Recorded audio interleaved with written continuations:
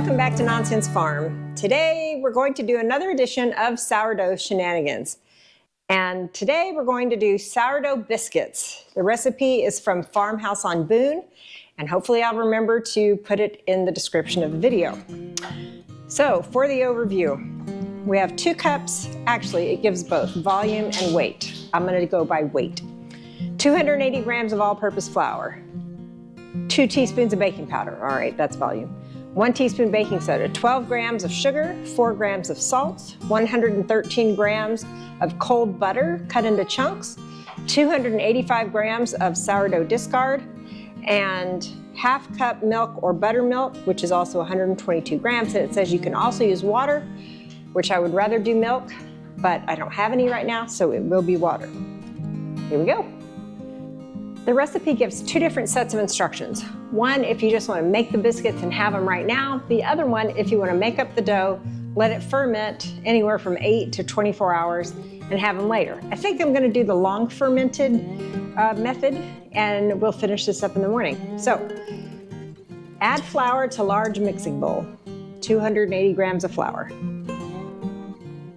Chop the cold butter into cubes and add it to the flour, cutting it in with a pastry cutter. It says you can also grate it with a cheese grater and stir it into the flour. Use a food processor or simply mix it with your hands and work the butter and flour together until it becomes crumbly. I think I'm going to use a fork.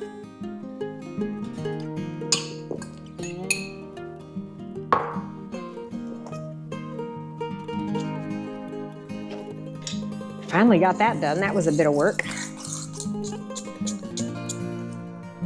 Now we're to add our sourdough starter, and it says along with honey and buttermilk or milk.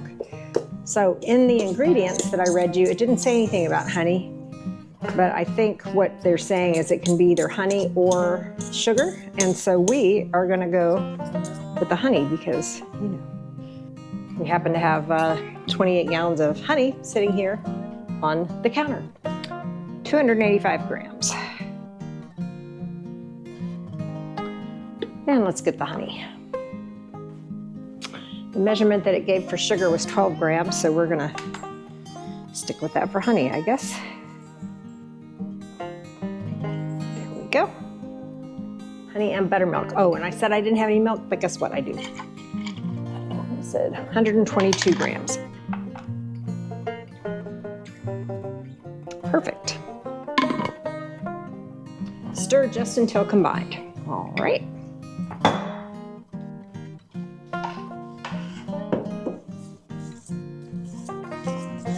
Right, I think that's good. And then it says, place a clean tea towel or sheet of plastic wrap over the bowl and allow it to sit at room temperature for at least 8 hours and up to 24 hours. The longer it sits out, the more sour it will become. So this bowl actually has a lid, so I'm going to put the lid on it, go to bed, see you in the morning. Good morning. It is the next morning. The rest of the house is asleep. I'm going to finish up these biscuits so that people can enjoy them when they wake up. This has been fermenting at room temperature all night. Here is what it looks like. It says next day, preheat the oven to 400. Sprinkle baking powder, baking soda, and salt over the top of the fermented dough. Mix together well. So I have this all mixed together.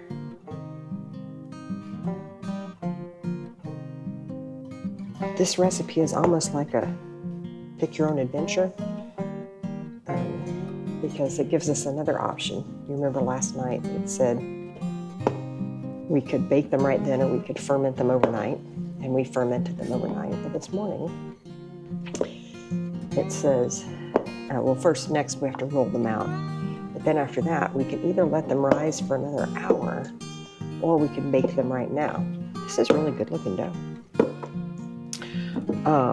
And so what I think I'm gonna do is I'm gonna cut all these biscuits, and half of them I'm gonna bake now, and half of them I'm gonna bake in an hour, because I want to see, you know, if we get different results.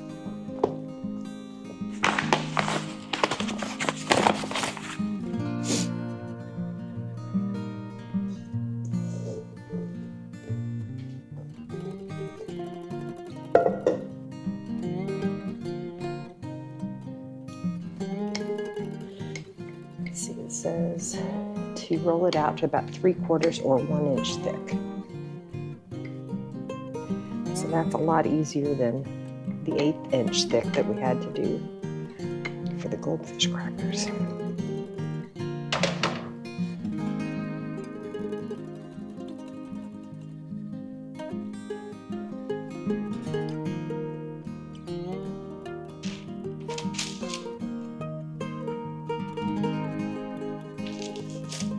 It says to separate them so that they don't touch each other unless you want them to touch each other, and then the sides will be soft. I think I'm going to separate them because I really want to get a sense of how much they will rise.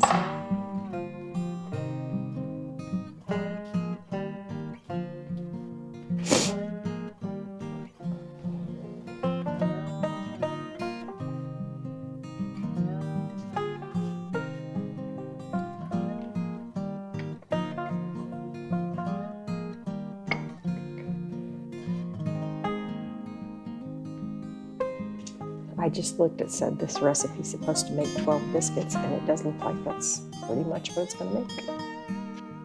I remember my home ec teacher saying that more you have to, re-knead it and re-roll it out. The subsequent biscuits are going to be tougher and not as tender, but that's just part of it. I don't know a way around it.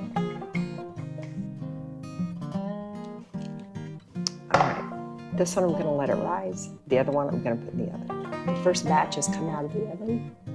They raised pretty good.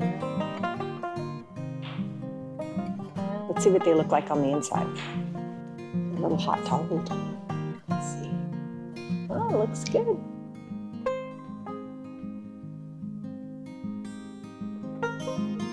We're still raising the other ones that we're going to raise for longer, so you'll see those in a minute. And here are the biscuits that rose for another hour after being done fermenting. I'm gonna show you, I'm gonna compare one with another. Stand by.